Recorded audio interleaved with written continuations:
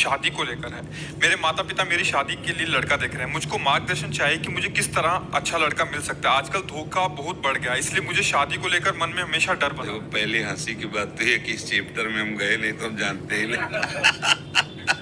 देखो, और दूसरी बात, शास्त्र सम्मत बात है कि अब ये तुम्हारा प्रश्न बड़ा विचारणीय प्रश्न है, क्योंकि आजकल के बच्चे और बच्चियां दोनों चरित्र का महत्व ही नहीं समझ रहे हैं, नहीं समझ रहे।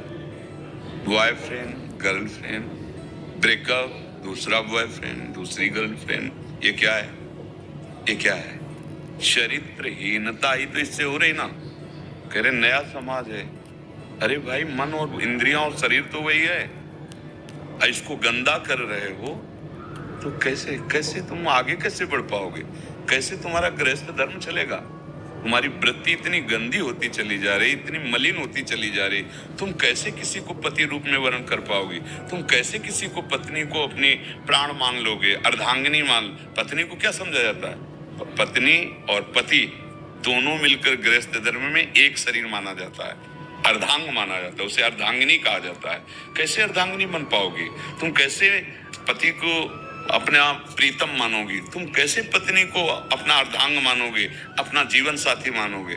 आज देख लो, हमें कभी, अब 13 वर्ष रहे हैं तो जब से शादी हुई तो तलाक शब्द से हमें वहां जानकारी नहीं थी।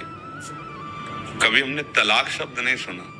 माता पिता बढ़िया ब्याह कर दिए और उस बच्ची ने पति को अपना जीवन साथी चुना और घर में प्रवेश किया, और आज जीवन तो उन्हीं से ऐसी संतानें, ऐसी पुत्री पुत्र प्रकट हुए, देशभक्त, भगवत भक्त, मर्यादित। अब क्या हो रहा है? माता पिता से कोई मतलब ही नहीं है। अगर वो कुछ पूछने या जानकारी करें तो और 4 शब्द उल्टा। अगर वो डांटना चाहें तो कहेंगे हम या तो छोड़ के चले जाएंगे या शरीर नष्ट कर लेंगे। अब क्या बोले वो? तो आज की हमारी जो नई पीढ़ी है वो बहुत ही गलत मार्ग की तरफ अपने कदम रख रही है। छोटी छोटी अवस्था के बच्चे बच्चियां नशा करने लगे। जब हमारे स्कूल का समय था तब गर्लफ्रेंड या बॉयफ्रेंड इस शब्दों का प्रयोग ही नहीं था, प्रयोग ही नहीं था। मोबाइल ही नहीं था, मोबाइल की सृष्टि ही नहीं हुई थी, नहीं था।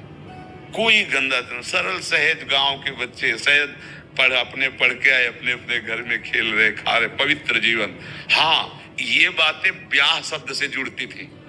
जो आज एक छोटा 13 वर्ष का 12 वर्ष का बच्चा पूरा आपको बता सकता है, वो एक प्रवीणता आती थी ब्याह होने के बाद।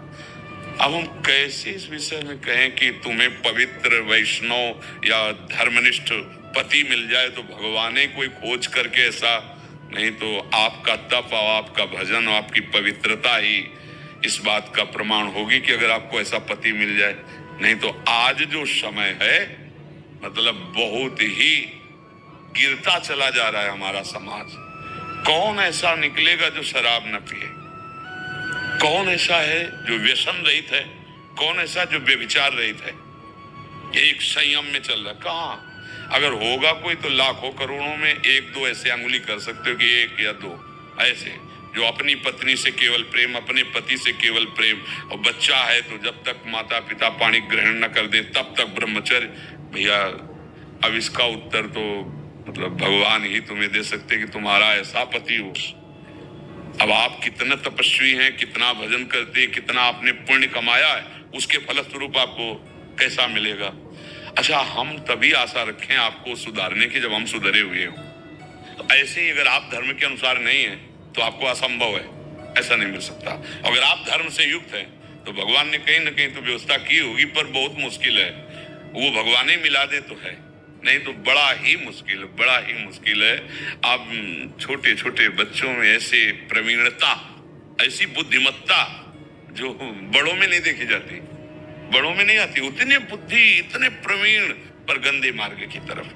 अगर उसको अच्छे मार्ग में लगा देते तो बहुत अच्छे बन जाते, पर वो गंदे मार्ग। हम भी आपको हाथ जोड़कर प्रार्थना करते हैं, जिसका चरित्र ठीक नहीं वो कुछ नहीं कर सकता, कुछ नहीं कर सकता। किसी डिपार्टमेंट में कुछ नहीं है। 4 दिन की चांदनी इसके बाद जो कालिक पोतेगी, चाहे कोई पदाधिकारी हो, कोई भी हो, अगर चरित्र ठीक नहीं है तो माना कि कुछ दिन तुम चमक लो, हाइलोजन की तरह फ्यूज हो जाओगे, फ्यूज हो जाओ। और चरित्र ठीक है तो दीपक की तरह भले जलो, लंबे समय तक तुम्हारा यश कीर्ति सुख समृद्धि बनती रहेगी।